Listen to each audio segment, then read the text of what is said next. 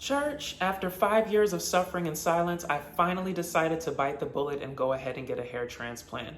And baby, I want to send a sincere thank you to Safari, Nicki Minaj, and Tyga, because without y'all Twitter fight, I would have never found my surgeon. I got my notes, y'all bring y'all opinions, and let's get on into this damn mess.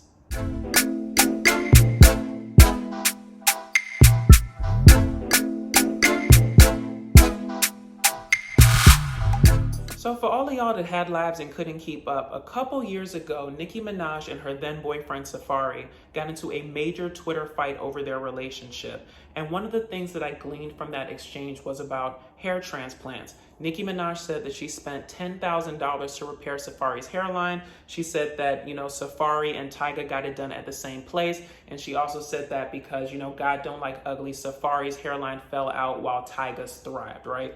So through all of the different exchanges and back and forth, we come to find out that Safari and Tyga didn't get it done at the same place. Rather, they got it done on the same day, right? And Tyga, since he was brought into the conversation, he so graciously came in and he gave everybody the plug in terms of his surgeon who helped him out, which was Dr. Craig Ziering of Ziering Medical. So that's where I first became affiliated with the practice.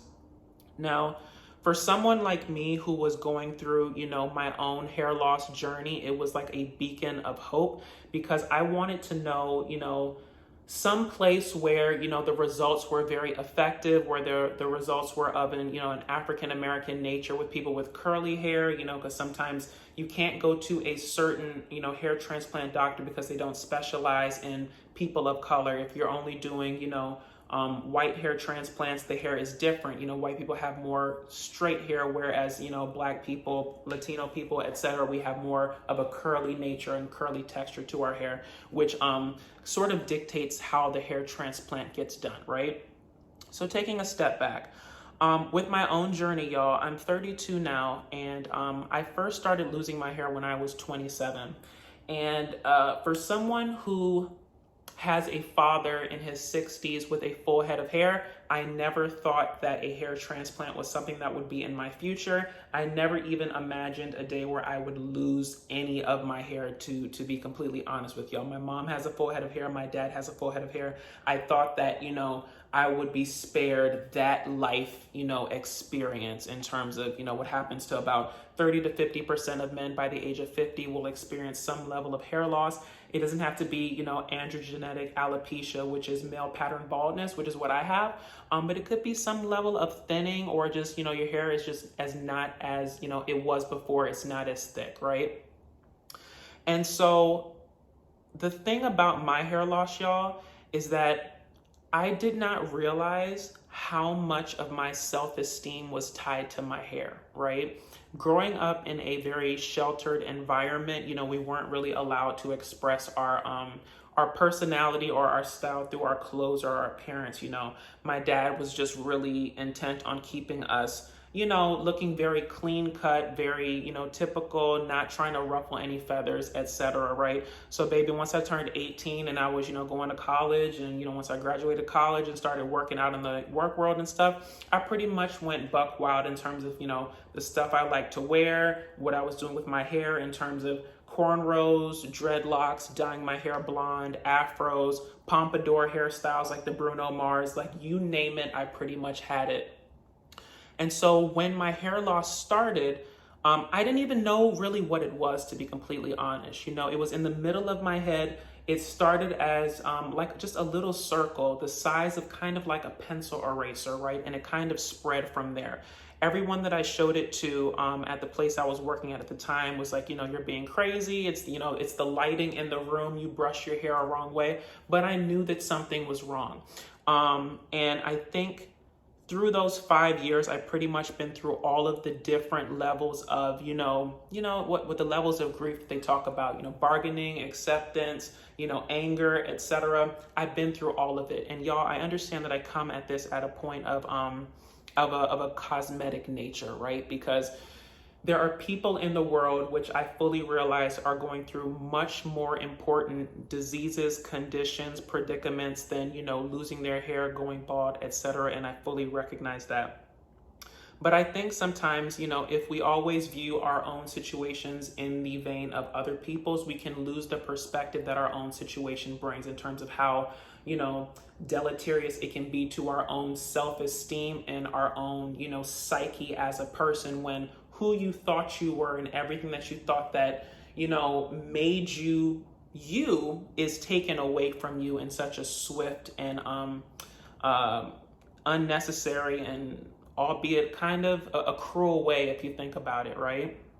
So y'all, I've been through all of the different dermatologists, the specialists, the PRP procedures in terms of taking your blood out and spinning it in a centrifuge and injecting it back into your scalp. Any sort of procedure or specialty you can think of, I've pretty much been through it. And I think that a lot of men out there who go through hair loss, you pretty much end up by the end of it at a fork in the road, right? And the fork in the road, on one side you have, shaving your head completely bald, and just being okay with it and moving forward there. And like, there are several examples of people that shave their head and it looks wonderful. They're respected in their, communities. They're viewed as, being the sexiest men alive, or, attractive to women or men, or, whatever your persuasion is. Boris Kojo, The Rock, etc. I could go on and on. So that's on one side of the fork in the road, right? And then there's the other side of the fork in the road, y'all, where you're setting yourself up for a lifetime of management and a lifetime of expense in terms of trying to preserve your hair, save your hair, hair transplant, etc., right? And I can sit here and tell y'all that I've been through both sides of those roads. I shaved my head and I've also tried to preserve my hair. And for me, it really comes down to one major thing, which is regret, right? And I had to ask myself, if I did nothing else to save my hair, I shaved it all off, I let, whatever Mother Nature wants to have to my head happen, I didn't do anything else to prevent it, would I regret not fighting to keep my hair, right? And for me, the answer was yes, right? Because I never want to live my life with regrets. And I felt that if I did nothing, I would always wonder, what if I tried a little bit harder? What if I did a bit more research? What if I tried the hair transplant route? What if, okay? And for me, living my life with what ifs and doubts and anxieties and feeling a certain way, it wasn't going to work for me anymore, right? So back to Tyga and Ziering Medical, y'all. So I went in for a consultation and basically I selected to do an FUE procedure. So there's two major procedures, FUE and FUT. And so FUE is the single unit extraction method where they take, the hairs from your donor sites, which is the sides and the back of your hair, and they take it, one hair follicle at a time, right? And there's also the FUT method, which is also known as the strip method, where they take a strip of hair from the back and sides of your head. They, extract the hairs and they implant them in the areas that are thinning, balding, etc. Now, the FUE method is a bit less invasive because you don't have to cut a piece of your skin out. And the FUT method is, of course, more invasive because it requires them to, suture and stitch back up your skin together, and you also end up with a linear scar. Now, you will end up with a scar with the FUE method, as well, but it's more of like in a mosaic pattern because they take the hairs from all different areas of your scalp in terms of the back and the sides, so as not to create another balding area or another balding spot in another zone of your hair where, you didn't have that problem to begin with. So I had 2,000 grafts done. I'm about 4 days post-op, and the first few days were a bit rough, just trying to get over my nerves and anxiety surrounding it in terms of something that I've wanted for so long, something that I've been chasing for so long. And then actually the day of, it was pretty seamless in terms of how their process was. So I'll go over that in, subsequent videos, y'all, but this is just an intro in terms of, my hair transplant experience. So I think, for the purposes of this video, let's get on into what my head looks like 4 days post-op, just to give you guys a sense of what to expect in the event that you decide to go that route, right? And, though I got it done at Ziering Medical, people get hair transplants done all over the country, y'all. People go outside of the countries, and I'll probably do, subsequent videos in terms of why I decided to get it done in America versus abroad, or, somewhere else in future videos. So let's get on into it. If I can do this without, you know, messing up this whole situation that I got going on here. So like I said before, they have you wear a surgeon's cap so you don't like mess up anything related to the grafts. And when you take it off, you're supposed to do it from the front to the back so you don't mess anything up, right? I think I did that appropriately, right? So let me just zoom on in, or just move forward to just to show you guys what's going on. So if you can see in the top here, right? So the entire sides and the back of my head has been shaved. And my hair loss is kind of like in a triangle pattern, right? It comes from the center and it comes out like that, right? So what they essentially did, if I can move forward a little bit so you guys can see, is they took the hairs from the back and the sides of my head and they recreated my hairline.